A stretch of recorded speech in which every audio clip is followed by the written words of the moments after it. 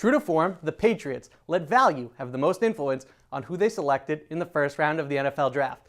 They didn't trade up for a quarterback, they passed on Lamar Jackson twice, and they didn't get more athletic at linebacker. But that doesn't mean you shouldn't be excited about their 2 first-round picks. When people think of getting off to a fast start, they tend to think of playing fast. Well, the way the Celtics got off to a hot start tonight against Orlando was defense and controlling the tempo. Bruins fans, you can exhale. The black and gold are skating on to the second round of the playoffs, where a showdown against the Tampa Bay Lightning awaits. Final minute of the first frame, Terry Rozier splits the defense, doing moves you only see in video games, then throws it up top to Marcus Morris. Celtics up 3. With starting quarterback Anthony Brown lost for the rest of the season due to a leg injury, it's up to senior Darius Wade to lead the Eagles into the postseason.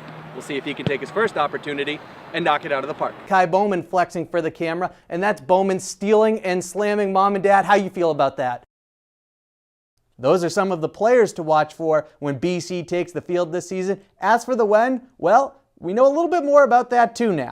Bottom of the third, Red Sox down 1, 2 outs, and the base is loaded for Xander Bogaerts, who blasts the ball to Lansdowne Street, a grand slam to put Boston on top, 6-3. Without senior linebacker Connor Strahan manning the middle, the Eagles gave up a school record 515 yards on the ground, many of which came in the form of chunk plays that ultimately spelled doom for BC. Boston College 2-sport star Kenzie Kent may need to carve out more space in her trophy case. But we gotta show some love to the Noles too, right? CJ Walker taking it coast to coast, going into the trees and coming out with 2 points. Aaron Smith stepped into the batter's box, dug in her spikes, stared out to the mound at Monks pitcher Caitlin King, and then she made history. With less than 4 minutes left in a second half that was like a prize fight, Jaquan Walters' nice move puts the blue and silver up 5. Next Falcons possession, it's Walters again. But Mount Ida responded with some haymakers of their own.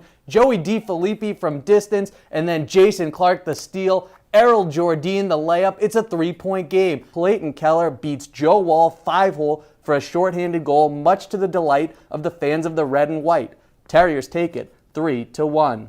Been a while since the BC men's basketball program demanded our attention. The Eagles haven't made the NCAA tournament since 2009, but the tides are turning on the hardwood at the Heights. First period, Cassidy Anderson skates past Megan Keller and beats Katie Burt stick side. It's the first time BC has trailed all tournament. Take another look as she puts the puck right underneath Burt's left arm to give the Huskies the lead. But less than 10 seconds into a power play, Callie Flanagan's slap shot finds the back of the net, and with the title on the line, who else but Andy Anastas, the captain. Second overtime goal in as many days for the tournament MVP. Pig piles and trophies as BC successfully defends its Hockey East crown. From a present BC star to one who went from holding it down at the Heights to showing out in the NHL. Of course, I'm talking about Johnny Gaudreau, aka Johnny Hockey. He also promised his college coach Jerry York that if he was fortunate enough to win a second championship,